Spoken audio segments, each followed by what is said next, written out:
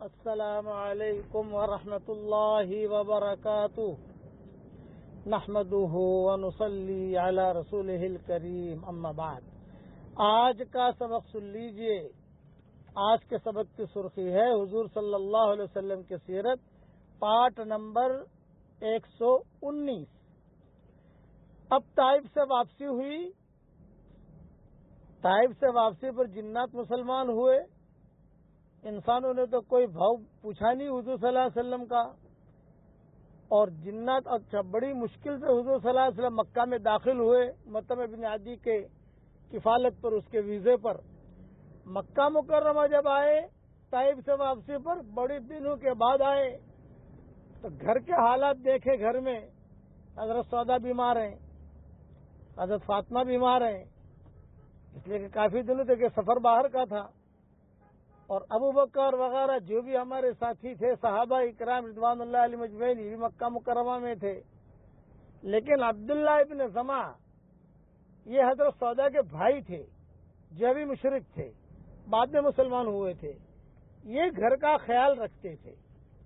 ابو طالب کا تو انتقال ہو گیا، خدیجہ کا انتقال ہو گیا، حضور صلی اللہ علیہ وسلم سفر پر ہیں تو گھر کا خیال کون رکھے؟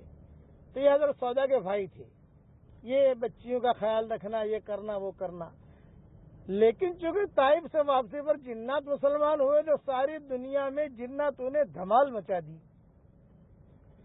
ساری دنیا میں جا جا کر انہوں نے یا قومنا اجیبوا داعی اللہ، یا قومنا اجیبوا داعی اللہ، یعنی جناتوں کی ہلچل شروع ہو گئی اسلام کے اعتبار سے۔ تو جنات آنے لگے حضور صلی اللہ علیہ وسلم کے پاس مکہ مکرمہ میں۔ اچھا، مشرکین مکہ یہ تو جناتوں سے بھی ڈرتے تھے، جنات ایک ایسی قوم ہے کہ اس سے لوگ ڈرتے ہیں۔ لیکن جناتوں نے آ کر حضور صلی اللہ علیہ وسلم سے یہ کہا، طائف سے واپسی پر جب آپ صلی اللہ علیہ وسلم مکہ مکرمہ داخل ہو گئے اور سب گھر کا کام کاج ٹھیک ہو گیا، تو جناتوں نے کہا کہ حضرت یہاں مکہ کے پہاڑیاں ہیں، آپ یہاں مکہ کے پہاڑیوں پر آ کر ہم میں آ کر بیان کریں، ہم سارے جن وہاں جمع ہوں گے۔ نصیبین کے 7 جن وہ تو مسلمان ہو گئے تھے، لیکن انہوں نے ایسے دعوت چلائی کہ لوگ جو ہے وہ اسلام یعنی قبول کرتے گئے، جنات قبول کرتے گئے۔ ابھی انسان جو ہے وہ کم ہو رہے ہیں، انسانوں میں بھی اتنے تیار نہیں ہوئے، جناتوں میں زیادہ تیار ہو گئے۔ تو حضور صلی اللہ علیہ وسلم نے ان کی دعوت قبول کی۔ حضور نے فرمایا کہ ٹھیک ہے، میں مکہ مکرمہ میں تمہارے ہاں بیان کے لیے آؤں گا۔ تو حضور صلی اللہ علیہ وسلم تنے تنہا رات کو چلے جاتے، کبھی کبھی جو کسی صحابی کو ساتھ لیتے۔ چنانچہ حضور صلی اللہ علیہ وسلم کے بیانات جو جناتوں میں ہوئے، مکہ میں بھی ہوئے، مدینہ منورہ میں بھی ہوئے۔ خدا کا کرنا ایسا ہوا کہ انسان، یہ مکہ والے جو انسان ہیں وہ تو پورے تلے ہوئے ہیں تکلیف پہنچانے پر کہ حضور صلی اللہ علیہ وسلم کا دین چلنا نہیں چاہیے۔ جناتوں نے غیبی آوازیں حرم میں لگائی، مشرکین بھی سنتے تھے کہ بھئی آواز کہاں سے آ رہی ہے، وہ بھی جانتے تھے کہ بھی کوئی ایک مخلوق اور بھی ہے انسانوں کے علاوہ۔ تو یہ مشرکین، اچھا ان میں بھی جادوگر تھے، مشرکین میں ان میں بھی تو سب پڑھے لکھے لوگ تو تھے ہی مشرکین میں۔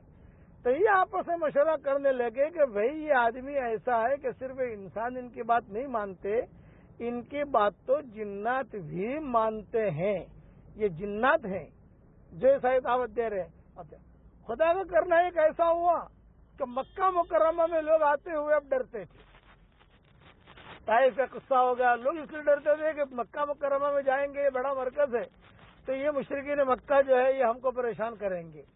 پریشان اس لیے کریں گے کہ یہ کہیں گے کہ محمد کی بات مت سنو۔ اسی دوران کچھ جناتوں کے قصے بھی ہوئے۔ سواد ابن اقارب ایک صحابی تھے، وہ کہتے تھے کہ میں ہندوستان گیا ہوا تھا۔ حدیث شریف میں ہندوستان کا جملہ آتا ہے، انی کنت نازلا بالہند، کہ میں ہندوستان گیا ہوا تھا اور وہاں ہندوستان میں مجھے جناتوں نے دعوت دی، اور مدینہ منورہ یہ پہنچے، اور مدینہ منورہ پہنچ کر حضرت عمر سے کہا کہ حضرت میں تو ہندوستان میں تھا اور وہاں میرے جنات نے مجھے دعوت دی کہ مسلمان ہو جا۔ ارے میں کیسے مسلمان بنوں، کیا مسئلہ ہے؟ تو اس نے کہا کہ بھی ایک اللہ کے نبی ظاہر ہوئے ہیں ان کا نام محمد صلی اللہ علیہ وسلم ہے، تم ان کے ہاتھ پر مسلمان ہو جاؤ۔ یہ جناتوں نے وہاں دعوت دینی شروع کی۔ مدینہ منورہ میں بھی جنات بہت ہوتے تھے، تو مدینہ منورہ ابھی انسانوں کا مسئلہ نہیں ہے، دیکھیے میں بھی جناتوں کی بات کر رہا ہوں، انسان تو ابھی بہت تھوڑے ہیں، ابھی باہر نکلے بھی نہیں ہیں حضور صلی اللہ علیہ وسلم اور صحابہ، لیکن جناتوں نے دھمال مچائی۔ ہمارے والد صاحب رحمۃ اللہ علیہ فرماتے تھے کہ دعوت کا کام اخلاص سے کرو گے اور اللہ کی طرف لوگوں کو اخلاص سے بلاؤ گے تو جناتوں کے ذریعے سے بھی اللہ تعالیٰ دین کو دنیا میں پھیلائے گا، جیسے حضور صلی اللہ علیہ وسلم کے زمانے میں طائف سے واپسی پر جناتوں کے ذریعے سے دین پھیلا، تو مدینہ منورہ میں بھی جناتوں نے دھمال کرنی شروع کر دی۔ جناتوں کو یہ پتہ نہیں تھا کہ حضور صلی اللہ علیہ وسلم یہاں مدینہ منورہ آئیں گے، مدینہ منورہ میں تو کوئی جانتا بھی نہیں تھا، چنانچہ کئی قصے مدینہ منورہ میں ایسے ہوئے، حضور صلی اللہ علیہ وسلم کی ہجرت سے پہلے کئی قصے، ایک قصہ نہیں کئی قصے میری کتابوں میں لکھ چکا ہوں اور کئی قصے دوسری کتابوں میں موجود ہیں کہ جنات وہاں آواز لگاتے تھے، لا الہ الا اللہ کی آواز، اس قسم کی آوازیں مدینہ سے۔ تو یہ یہود جو تھے، بقیہ تفصیل کل پوری کروں گا انشاءاللہ۔